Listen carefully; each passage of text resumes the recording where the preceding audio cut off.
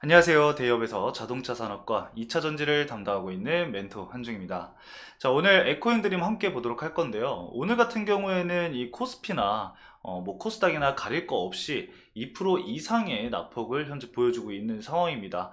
증시 상황이 좋지 않음에도 불구하고 우리 에코인 드림이 굉장히 자리를 잘 지켜주고 있는 모습을 보여주고 있는데요.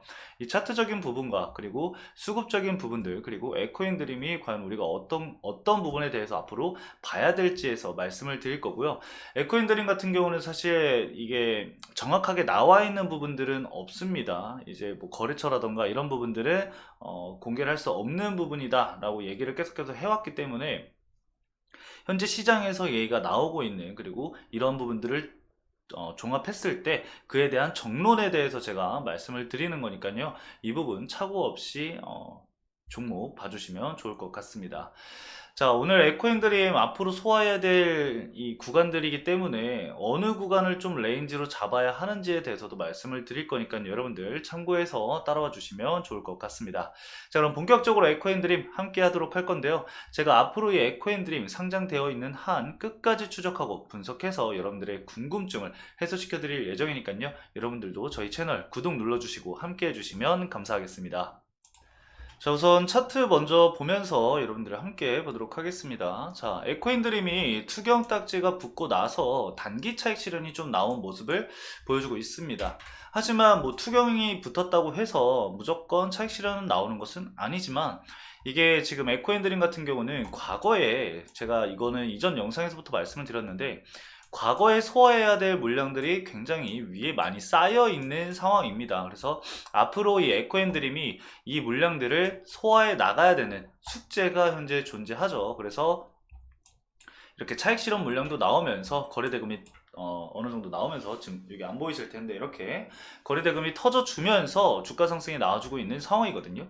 근데 사실상 이렇게 주가 상승만 그냥 나오기에는 이슈가 뭔가 조금 아쉬운 부분들이 남아 있습니다. 그래서 추후에 이제 추가적인 조정도 나올 수 있다는 점을 우리가 감안을 해둬야 한다. 그래서 앞으로 이슈가 추가적으로 나올 때마다 주가 상승이 나와주면 너무나도 좋겠지만 그런 흐름이 아직 안 보인다라고 한다면은 이런 기술적인 부분이라던가 차트상 우리가 중장기적으로 끌고 간다던가 스윙으로 가져간다던가 이런 부분들을 결정해야 될 시간들이 올 수 있기 때문에 여러분들 참고를 좀 해주시면 좋을 것 같고요. 지금까지의 이 에코앤드림 이슈를 좀 말씀을 드리면은 결국 납품을 위해서 증설을 진행을 한 건데 결과적으로 이제 나와 있는 글로벌에서의 정론은 이 유미코어에다가 이제 납품을 진행을 한다예요. 이 유미코어에다가 납품을 진행을 해서 결국 최종적으로는 SK온에다가 이제 납품을 진행을 한다라는 건데 SK온에 직접적으로 납품한다라는 이슈는 사실상 없다라고 보셔야 돼요.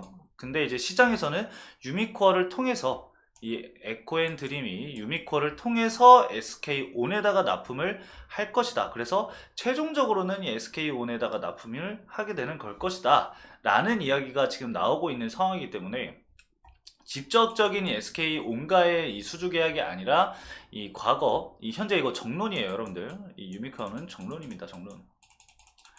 이 유미코어로 납품을 해서 통해서 이제 SK온 쪽으로 납품한다라는 얘기가 나오고 있다라는 점, 이 부분은 참고를 좀 해주시면 될 것 같습니다. 그래서 현재 유미코어 같은 경우도 유럽에서 굉장히 밀어주고 있는 상황입니다. 그래서 유미코어가 성장을 하면 할수록 이 에코앤드림은 오히려 호재성 뉴스가 계속해서 이어질 가능성이 높겠죠. 그래서 과거에 이 유미코어와 이 에코앤드림이 계약을 한 걸 보면은 5년간 이제 납품을 진행을 하게 되는데 일단 A사라고 하겠습니다. 뭐 유미코아가 정말 아닐 가능성은 그렇게 높진 않지만 혹시 모르니까 A사라고 이제 과거에 있었으니까 A사에 이제 5년간 납품을 진행을 하게 되는데 증설을 진행을 하게 되면은 캐파가 35,000톤 정도 됩니다. 그쵸? 35,000톤 정도 돼가지고 이게 연간 생산을 진행을 하게 되면은 대략 7천억 정도 나오거든요, 매출이. 풀캐파로 돌렸을 때입니다. 풀캐파로 가동을 하게 되면은 연간 7천억 정도 진행이 되는데 5년간 진행을 했을 때 최소 3년 죄송합니다. 최소 이 3조 원 금액의 매출액이 발생할 가능성이 높다라고 보고 있는 겁니다. 사실 뭐 단순 계산만 하더라도 3조 5천억이죠. 그래서 풀캐파로 돌렸을 때는 3조 5천억까지도 매출이 발생할 가능성이 있다라고 볼 수가 있는데, 사실 여기서 이제 멈추는 게 아니라 이 에코인 드림 같은 경우는 어쨌든 앞으로 증설을 계속해서 진행을 해야 됩니다. 증설을 해야 되는데, 지금 여기서 한 가지 또 문제가 발생을 할 수 있는 게 뭐냐면은, 현재 1800억을 이제 투자를 받으면서 증설을 진행을 할 거래요. 근데 문제는 이 1800억을 어디서 땡겨오느냐예요. 어디서. 만약에 유상증자를 진행을 해서 이 1800억을 진행을 하기에는 사실 부담이 될 수밖에 없거든요. 이 에코인 드림의 이제 최대 주주들 물량을 살펴보면은, 최대 주주가 갖고 있는 지분이 굉장히 적은 것을 볼 수가 있습니다. 그쵸? 현재 최대 주주의 이 지분이 굉장히 적은 것을 볼 수가 있는데, 문제가 왜 되냐?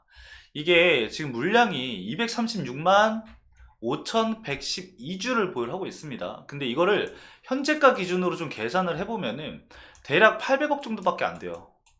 800억 조금 넘을 거예요. 810억? 한 그 정도 될 텐데, 자, 1800억이 유상증자로 해서 진행이 된다. 만약에 제3자로 진행이 된다?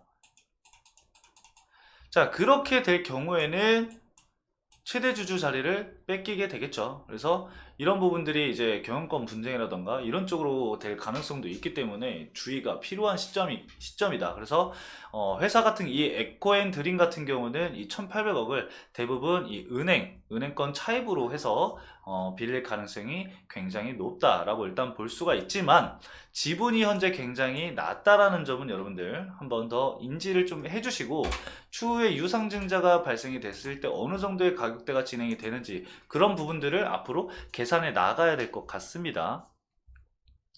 이거를 이제 알고 있으면은 추후에 이제 만약에 유상증자를 진행을 했는데 제3 유상증자를 제3자 유상증자를 진행을 하게 되면은 우리가 이런 거를 또 생각을 해서 호재성으로 또 받아들일 수 있는 거거든요. 경영권 분쟁은 사실 주주들의 입장에서는 호재성으로 다가올 수 있는 거니까요. 이 서로 지분 싸움을 하기 위해서 지분 매입을 하다 보면은 주가는 자연스럽게 올라갈 수밖에 없는 거기 때문에, 그런 부분도 우리가 좀 고려를 해볼 수가 있다라고 좀 말씀을 드릴 수 있을 것 같아요.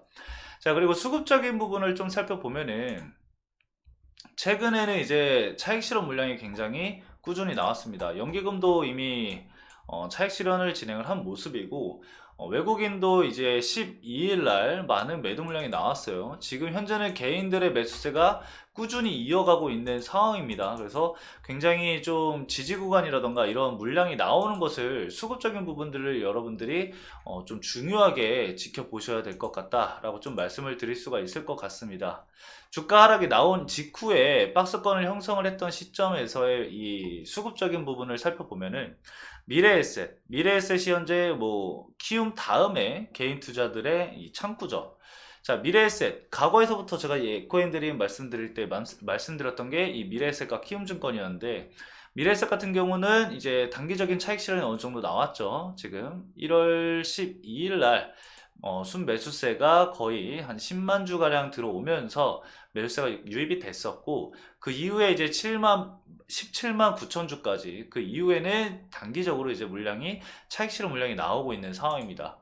자, 그리고 세 번째로는 이제 키움증권인데, 키움증권도 단기적인 매수세 이후에 차익 실현 물량이 어느 정도 나오고 있다는 점을 우리가 체크를 좀 해봐야 내용 중에 하나인 것 같습니다. 자, 그리고 문제는 이제 교보인데, 교보가 아직까지도 매수세를 이제 유입을 하게 되면서 14만 주 정도 현재 보유를 하고 있습니다.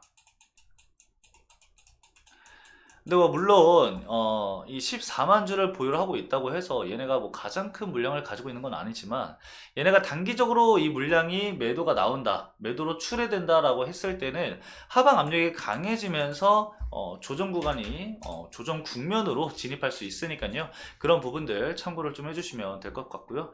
가격적으로는 우선 3만원이 1차 지지 구간이 되겠습니다. 위로는 이제 37,500원이 1차 저항 구간이 되겠고요.